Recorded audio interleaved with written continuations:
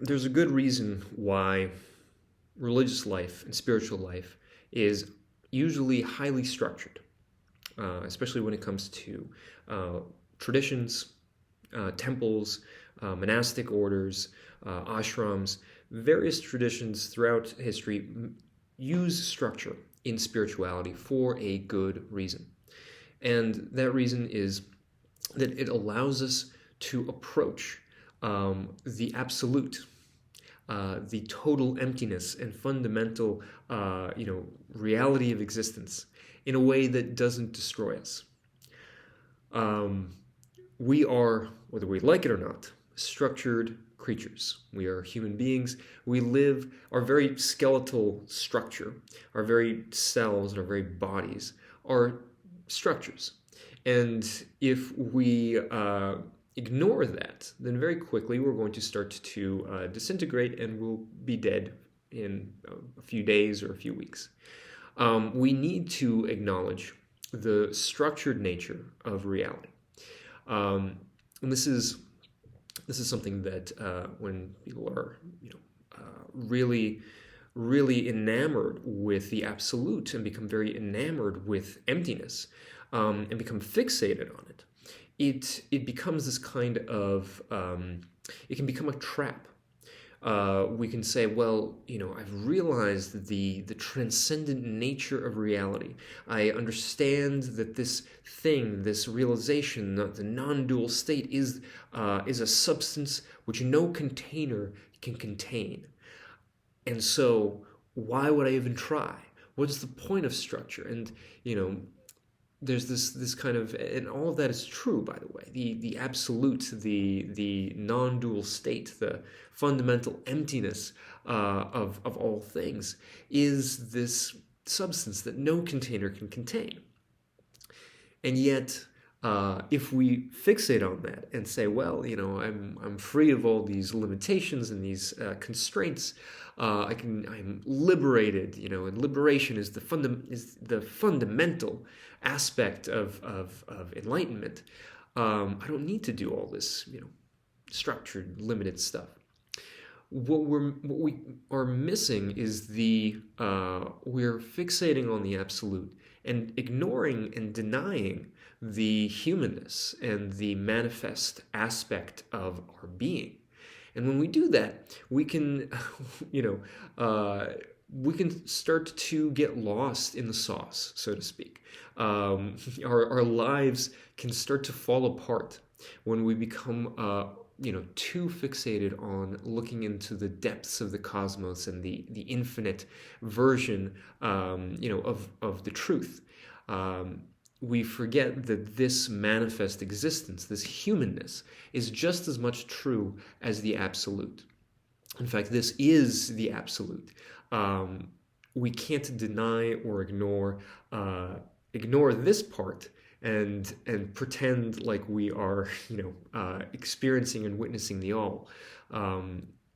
So structure, what it allows us to do, coming back to the core of this, is it allows us to practice spirituality. It allows us to approach these really powerful mystical states or understandings without our lives falling apart, because we have a structure, whether it is a traditional religious structure like a monastery where you have a little cell to yourself and they bring you some food and you do some work around the place, clean it up, sweep the leaves off the courtyard, and you can live your life and deepen your connection to the truth, to source, to whatever it is that you want to call it. If we are living, however, lives in the modern world, in an urban setting, then the onus of creating structure falls on us.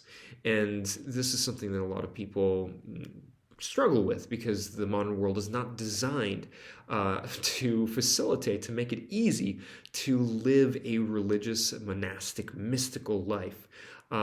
We have to go to work Monday morning and be in the office. We have 2 days off if we're lucky, most of us. And so creating a structure in our lives in the modern world is really important and is difficult. And so something that I have talked about in previous videos is how do you make a temple of your life?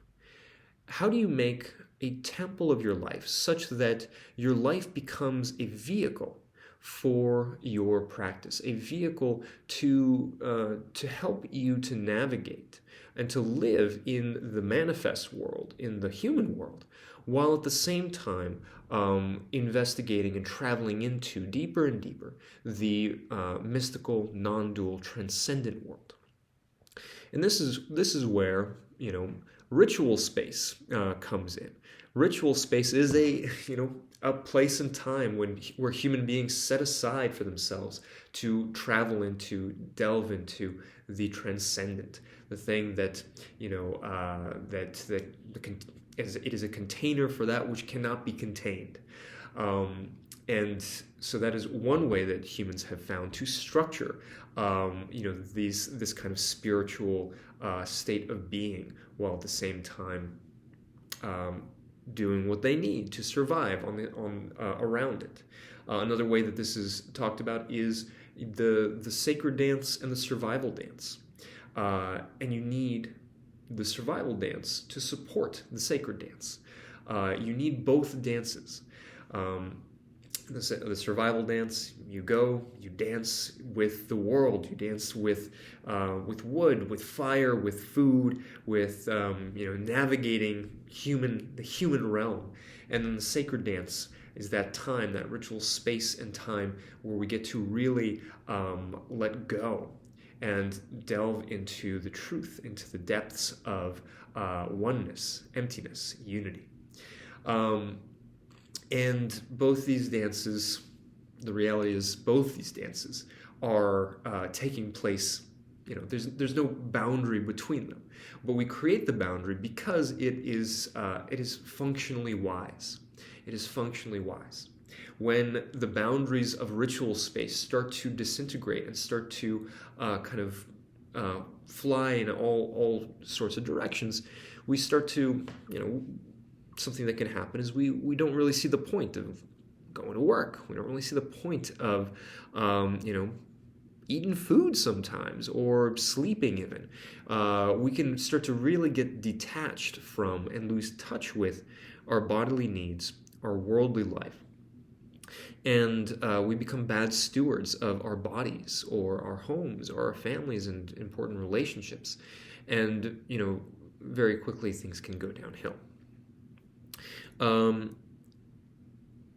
lot of people that start off on the spiritual path are not too keen on structure. I'm guilty of this severely. I love the freedom of and the kind of liberation of kind of exploring and allowing my subconscious, my deeper self, to pull me wherever it's going to pull me. And that's a really useful and important thing to do, to be able to allow the space for yourself to explore, to let yourself be guided. And at the same time, the structures that we create for ourselves, to allow ourselves to be free within that structure, to explore and be guided within certain times, in certain spaces, that is going to allow us to actually move forward with our practice much more quickly, allow us to have the freedom to delve into this stuff in a safe way. And especially when we're maybe having discoveries or realizations, revelations that are hard to look at, aspects of ourselves that are difficult for us to accept. Maybe we're realizing some of the illusions and the lies that we've been telling ourselves for all our lives.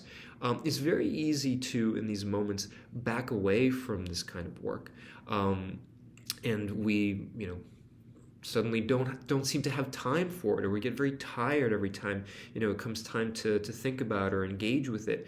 And usually these are defense mechanisms that our ego, our mind, our psyche is putting up, because it senses that continuing down this path is potentially dangerous to itself and might cause changes and transformations that are difficult or painful. And so this is another reason why structure is so important. It allows us in these periods of real kind of challenge to stay with it, to return to it, to return to a practice that we know is going to get us deeper and closer to the truth, even if it's difficult. So that's another thing that structure really provides us. And also structure, we typically think of structure as kind of containing us. But another function of structure is that it actually keeps the world out, or keeps, other energies, other people out. And this is a really important thing when it comes to doing spiritual exploration, because we really need a kind of sincerity, to a kind of honesty, to be with ourselves in a really deep and sometimes very vulnerable way. And oftentimes it's very hard to be this deep and vulnerable with ourselves when, somebody can walk in at any moment, or somebody can overhear us as we're talking to ourselves, or going through something. Sometimes we need to roll on the ground, beat the ground with our fists, scream out to the high heavens. If there are other people around us, well, our social conditioning, can often kick in and try and hide us, and hide this truth that is coming out from other people. Creating a structure for ourselves to really, give respect to this time, to give ourselves the time that we need apart from work and family and other obligations, as well as the space to really safely feel like we can comfortably enter into and explore these kinds of things. That is a really important other benefit of having a good, solid structure to our spiritual work.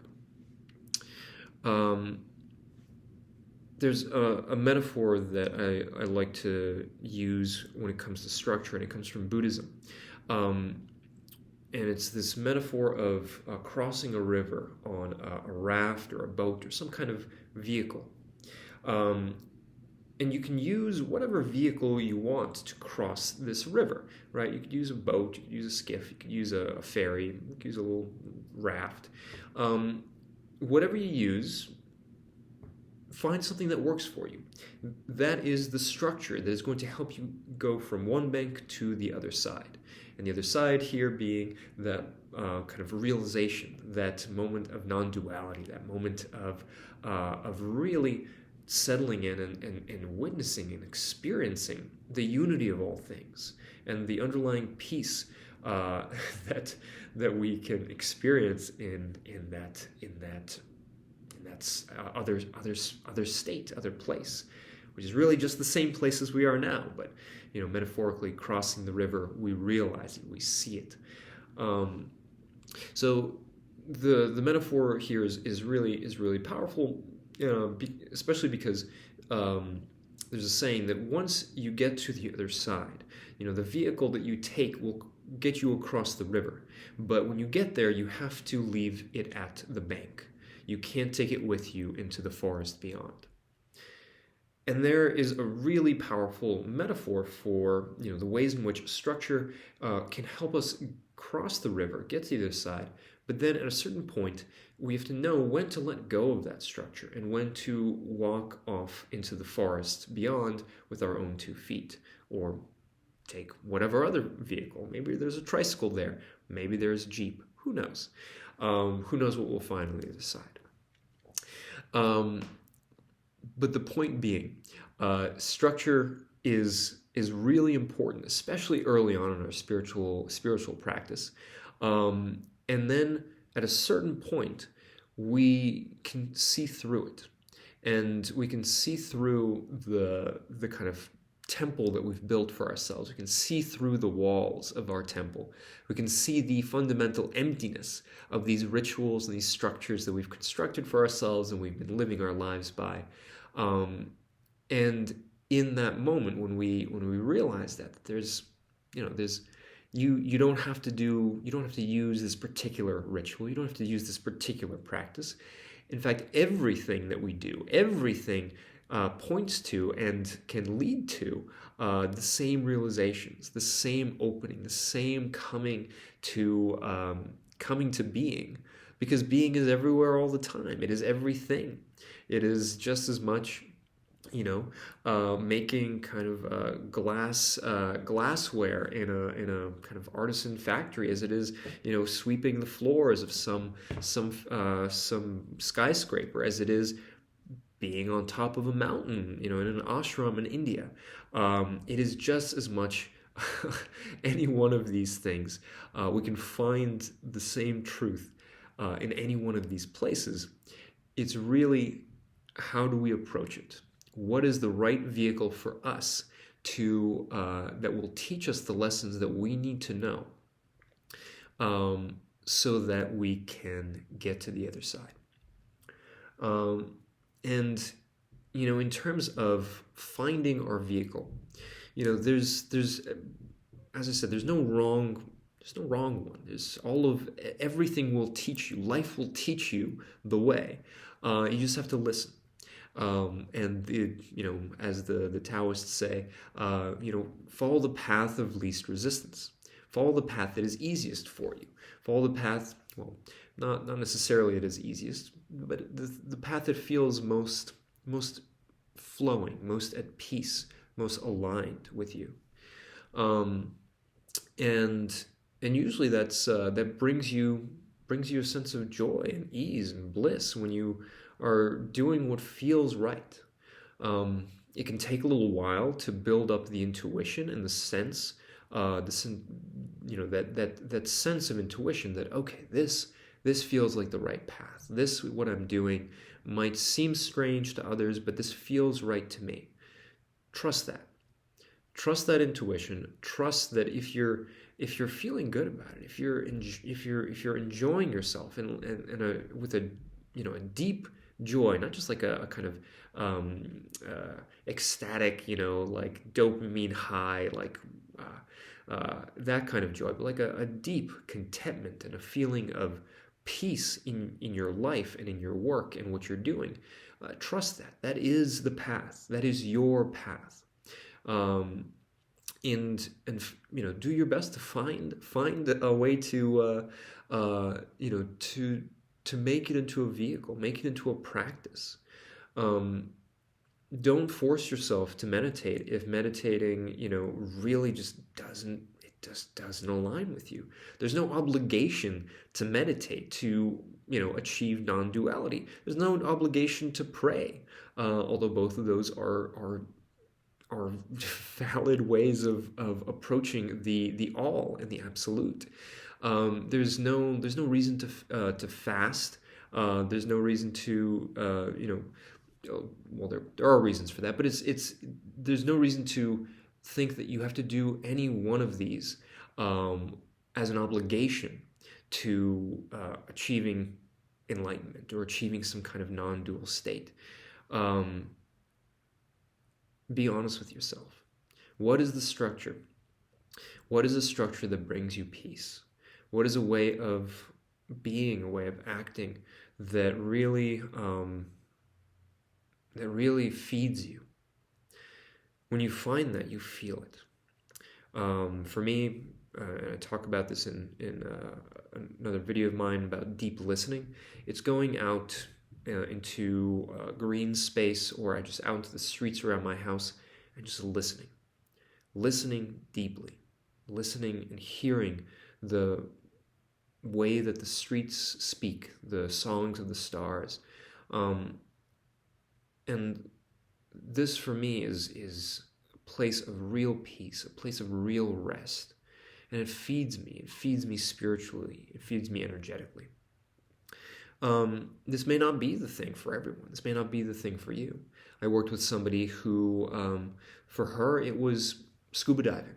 It was being underwater in that silence, in that other world, as well as, choral singing. For another person that I worked with, for this other person who was singing in a choir, the sense of unity, the sense of voice synchronizing and resonating together with so many others. There's a sense of unity in that. find what it is that brings you to the sacred. You probably already know it. You've probably already felt it in your life at some point, and maybe you stopped doing it because you thought, well, this isn't sacred. This isn't, what they do in the monastery. This isn't what, Trappist monks do, or nuns, or Hindi teachers. um, you know Find what brings you to the absolute. Find brings what brings you to the sacred, and make that a part of your structure. Make that a part of your vehicle. And yeah, yeah, it's a powerful thing when you find the structure that is right for you. When you make your life into a temple. When you make your life into a vehicle for spiritual existence, for spiritual deepening. Um, Everything you do can help you, can bring you closer and deeper into this truth. Um, so, if if you'd like to share what speaks to you, what brings you to the sacred, drop a comment in the comment box below. I'd love to hear about it. I love to hear what brings different people to the sacred. Sometimes it can be strange and weird and wacky stuff. Um, and yeah, yeah. I hope to hear from you, and I hope to see you in the next video.